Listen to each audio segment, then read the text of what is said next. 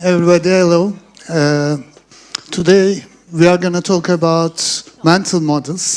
So it's a hard topic, and I will do my best to validate how to validate mental models and to try to understand the motivation behind the mental models that affect our every decision and everyday life actions. So let's start. So one thing about.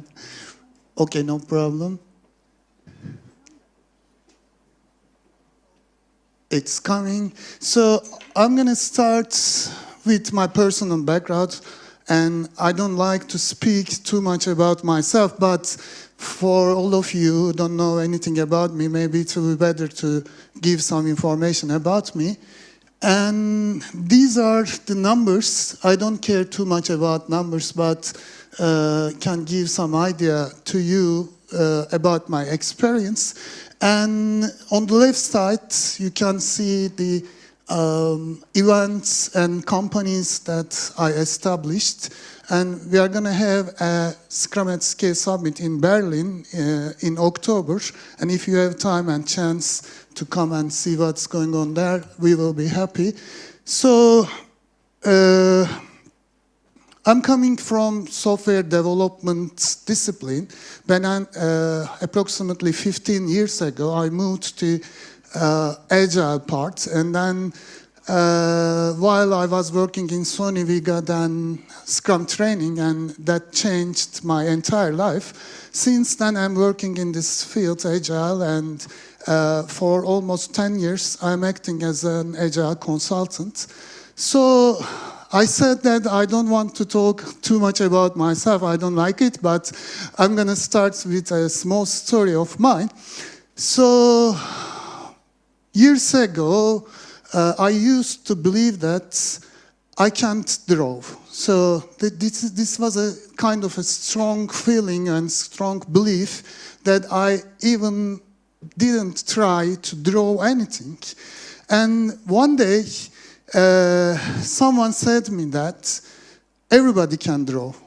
So the person who said this sentence was a really important person for me, that I gave a lot of importance to all of her speeches. And then I started to think about that. And she said to me again that you can start trying to draw cubes, and then let's see what's happening. And then she said, Suha, you need to change the perspective. You are looking to the things that you are trying to draw. So it was all about perspective. And she asked me if I am good at in maths. I said yes, I do. I'm good at that. So she said that, okay, if you are good at math, then you can draw. To be honest, I didn't understand what was she talking about, but I tried to draw some cubes, and she gave me a box to draw, and I was lucky that the results was not so terrible.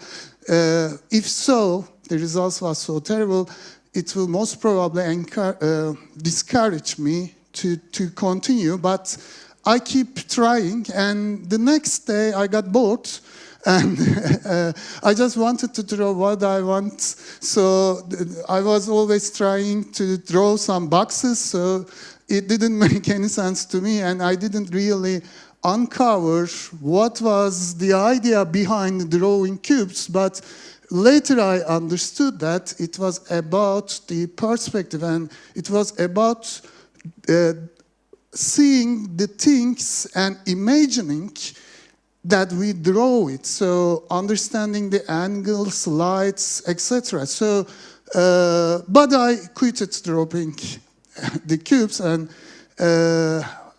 I just seek some photographs to draw.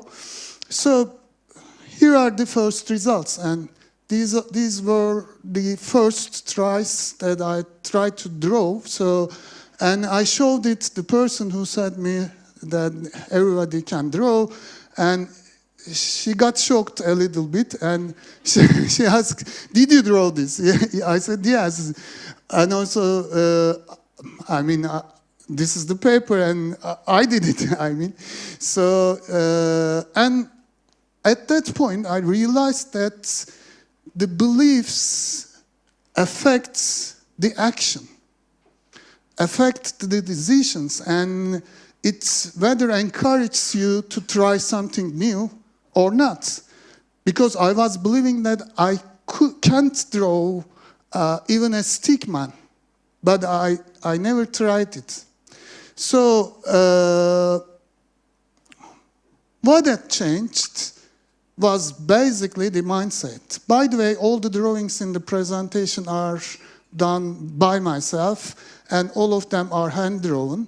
So after that, I started to believe that I can only draw the things that I look. So I mean, currently I believe that I can't imagine a thing and draw it. I need to see it. If you say me, Suha, please draw a table to us, I can't do that right now. I need to find the picture, look at that, and then draw the same thing. I can draw exactly the same thing that I look, but I can't imagine, or I can't even draw a simple table without looking to a photograph. So, do you see the pattern here? So, I believe another thing, that there is another mental model, and yesterday's solution created a new problem, a new belief for me. So I know that I can draw, so I have data, and I have done something about it, but still I believe that I can't draw without looking to anything. So it is all about your mental models. If you change your assumptions, beliefs, generalizations, and also the image, the image, by using that word, I mean the automatic thoughts that are coming to your mind whenever a situation occurs. So that's important, because it affects the emotions, the actions, and the decisions on your daily life also. So being aware of your beliefs, automatic thoughts, or visuals that are coming to your mind, because our mind works like a search engine. Whenever a situation occurs, our mind starts to search the similar actions that we experienced in the past, and then if we do something more like a habit, then our mind brings it at the top of our search results, and then you tend to do that. That's why these automatic thoughts and images are really important. So being aware of these four things can affect the entire life and can affect everything that you have in your mind. So I just wonder if this is true, because it shows that I have only 1 minute left. Is that right? Okay. So, so I need to go through some real experiences. How can we validate our causal, mental models? So the one way is using causal loop diagrams. So how do you use it? So you just think about your, variables that you need to focus on, and then you figure out the relations between these variables. So this is one important thing, and you can validate all the mental models using these causal loop diagrams. The other way is using rich pictures. These rich pictures are part of the solve systems methodology, Peter Checkland, and it helps to understand the components of the system. And here are some books. I have, left my things.